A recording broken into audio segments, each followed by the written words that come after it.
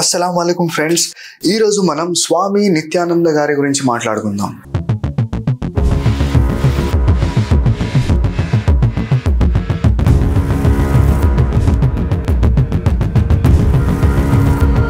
స్వామి నిత్యానంద ఒక వివాదాస్పద వ్యక్తి.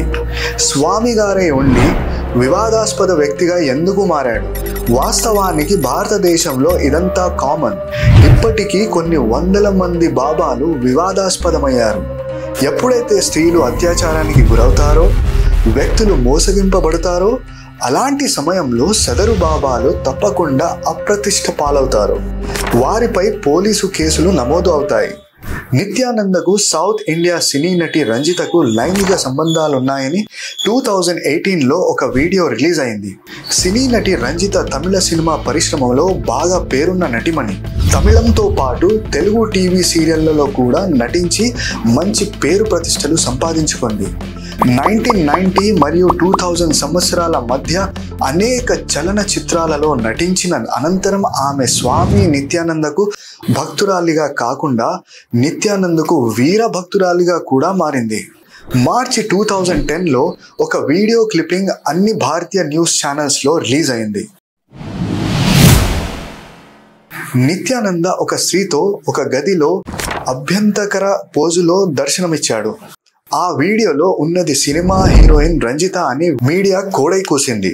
ఆ స్త్రీ అస్పష్టంగా ఉండడంతో ఖచ్చితంగా నిర్ధారించడానికి వీలు లేకుండా పోయింది. ఆ వీడియో వైరల్ కావడంతో స్వామి నిత్యానందకు చాలా చెడ్డ పేరు వచ్చింది. దాంతో అతను తన ఆధ్యాత్మిక పీఠం నుండి కొంతకాలం దిగిపోయాడు. సినీతార రంజిత స్పందన విషయానికి వస్తే, ప్రారంభంలో ఆమె ఎవరితోనూ ఏమీ మాట్లాడకుండా నిశ్శబ్దంగా ఉండిపోయింది. ఆ తరువాత ఆమె స్వామి నిత్యానందతో తనకు ఎలాంటి లైంగిక సంబంధం లేదని తేల్చి చెప్పింది. ఏదైతే వీడియోలో ఉందో అది మార్ఫింగ్ చేశారని, అందులో కనిపిస్తున్న స్త్రీ తాను కాదని, అదంతా ఫేక్ వీడియో అని చెప్పింది. ఆమె మీడియా వారిపై కంప్లైంట్ చేసి పరువు నష్టం దావాలు వేసింది. ఈ సంఘటన అనంతరం రంజిత స్వామి నిత్యానంద భక్తురాలిగానే కొనసాగింది. ఆమె నిత్యానంద ఆశ్రమంలోనూ ఆన్లైన్ ఈవెంట్స్లో పాల్గొన్నది. ఆమె తదనంతరం యాక్టివ్ స్పోక్స్ పర్సన్ గాను సీనియర్ భక్తురాలిగా మారింది.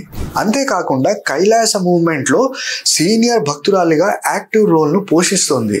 ఆమెను కొందరు జర్నలిస్టులు ఇంటర్వ్యూ చేసినప్పుడు ఆమె నిత్యానంద స్వామికి వీర భక్తురాలినని, ఆయన తనకు ఆధ్యాత్మిక గురువు అని చెప్పింది.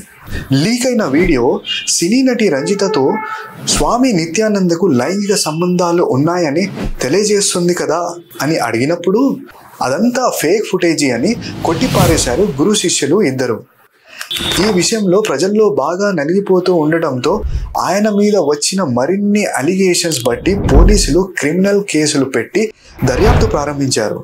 స్వామి నిత్యానందపై 2010-2012 మధ్యకాలంలో సెక్స్ మరియు అన్యాచురల్ సెక్స్, రేప్ నేరాలతో ఎఫ్ఐఆర్ జారీ చేయడం జరిగింది. మార్చి 2010లో కర్ణాటక సిఐడి పోలీస్ ఒక కేసు ఫైలు చేసింది. తమిళ సినీ నటి అయినటువంటి రంజితతో పాటు మరో స్త్రీ కలిసి తమను నిత్యానంద రేప్ చేయడమే కాకుండా అన్యాచురల్ సెక్స్ కూడా చేశాడని, మోసం, నేరపూరిత బెదిరింపు, కుట్ర పన్నాడని ఫిర్యాదు ఇచ్చారు. సిఐడి వారు 430 పేజీల ఛార్జ్ షీట్ను రమణగ్రామ్ కోర్టులో దాఖలు చేశారు. 2012లో స్వామి నిత్యానందకు వ్యతిరేకంగా స్కోడమీ, అసాధారణ లైంగిక నేరానికి పాల్పడ్డాడని మరో నేరారోపణ నమోదైంది. యుఎస్ నుంచి వచ్చిన భక్తులను లైంగికంగా వేధించాడని ఇండియాలో, అమెరికాలో కేసులు నమోదు కాగా అవి దర్యాప్తులో ఉన్నాయి.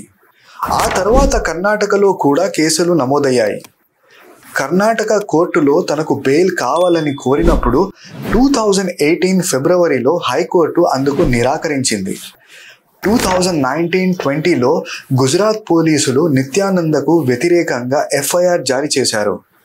తమిళనాడు నుండి చిన్నపిల్లలను కిడ్నాప్ చేసి తన అహ్మదాబాద్లోని ఆశ్రమంలో డొనేషన్ల కోసం బంధించాడని నేరారోపణ ఉండటం గుజరాత్ పోలీసులు ఎఫ్ఐఆర్ జారీ చేశారు. జనవరి 2020లో అహ్మదాబాద్ డిస్ట్రిక్ట్ పోలీసులు ఐపీసీ 364, 344, 323, 504, 5062 మరియు చైల్డ్ లేబర్ వయలేషన్స్ ప్రకారం ఛార్జ్ షీట్లను ఫైల్ చేశారు. ఇంటర్పోల్ వారు బ్లూ కార్నర్ నోటీసు జారీ చేసి నిత్యానందకు సంబంధించిన సమాచారం అందించాల్సిందిగా 2020లో కోరారు. అతని నేరాల చిట్టా ఇంకా ఉంది. ఇలాంటి చాలా ఉన్నాయి, ఇంకా దాచాం కుప్పలు కుప్పలుగా. 2019లో ఇండియాను దొంగతనంగా వదిలి దొంగ పాస్పోర్టుతో అమెరికా పారిపోయాడు. అతనికి వ్యతిరేకంగా నాన్ బెయిలబుల్ వారెంట్లు బ్లూ కార్నర్ నోటీసులో ఇంకా యాక్టివ్గానే ఉన్నాయి. అమెరికాకు పారిపోయిన తర్వాత అక్కడ కూడా నిత్యానందకు బోలెడంత మంది భక్తులు తయారు కావడం ఆశ్చర్యం. కాగా వాళ్ళందరి కోసమే కాకుండా ప్రపంచంలో తన భక్తులు అందరి కోసం స్వీయ ప్రకటిత కైలాస్ దేశాన్ని నిత్యానంద ప్రకటించడం, ఒక దీవిని కొని ఆ దీవికి కైలాస్ దేశంగా నామకరణం చేసి ప్రకటించడం మరింత ఆశ్చర్యం. అది ఏకైక హిందూ దేశమని, సార్వభౌమాధికారం కావాలని 2019లో ప్రకటించాడు. I should be successful in making this Kailasa nation happen. For all of you, I am giving you the good news, great news. With the grace of Paramashiva, we have sovereign land for Kailasa. India నుండి America పారిపోవడం వెనుక తనపై ఉన్న కేసులను తప్పించుకోవడానికి ఇదొక ఉపాయంగా భావించాడు. కైలాస్ అనేది ఒక స్పిరిచువల్ దేశమని, దీనికి బార్డర్లు ఉండవని, హిందూ ధర్మానికి దాన్ని అంకితం చేశానని ప్రకటించాడు. తద్వారా సనాతన హిందూ ధర్మాన్ని ప్రపంచవ్యాప్తంగా నిర్మించాలనే ఉద్దేశం తనకు ఉందని అన్నాడు స్వామి నిత్యానంద. ఇంతకు ఈ కైలాస్ దేశం ఎక్కడుంది? ఖచ్చితమైన లొకేషన్ ఎవరికీ తెలియదు. లాటిన్ అమెరికాలోని ఈక్వెడార్ వద్ద ఒక దీవిని లీజుకు తీసుకొని దాన్నే కైలాస్ దేశం అని ప్రకటించాడేమోనని అంచనా వేస్తున్నారు. కాగా ఈక్వెడార్ ప్రభుత్వం అతనికి ఏ దీవిని లీజుకు ఇవ్వలేదని, అదంతా అబద్ధం అని ప్రకటించింది. వాస్తవానికి కైలాస్ అనేది హిందూ పురాణాలలో తప్ప అది ఎక్కడ ఉందో ఎవరికీ తెలియదు. ఊహల్లో ఉన్నటువంటి ఈ కైలాస్ ప్రభుత్వానికి స్వామి నిత్యానంద సుప్రీం లీడర్, ఇంకా ప్రైమ్ మినిస్టర్, వివిధ శాఖల మంత్రులు, డిపార్ట్మెంట్లు, రాజకీయ పతాకం, కైలాస్ పాస్ పార్టీ, జాతీయ జెండా, జాతీయ గీతం, currency, Kailash dollar, national bank, reserve bank of Kailash వంటివి ఏర్పడబోతున్నట్లు ప్రకటించాడు కూడా.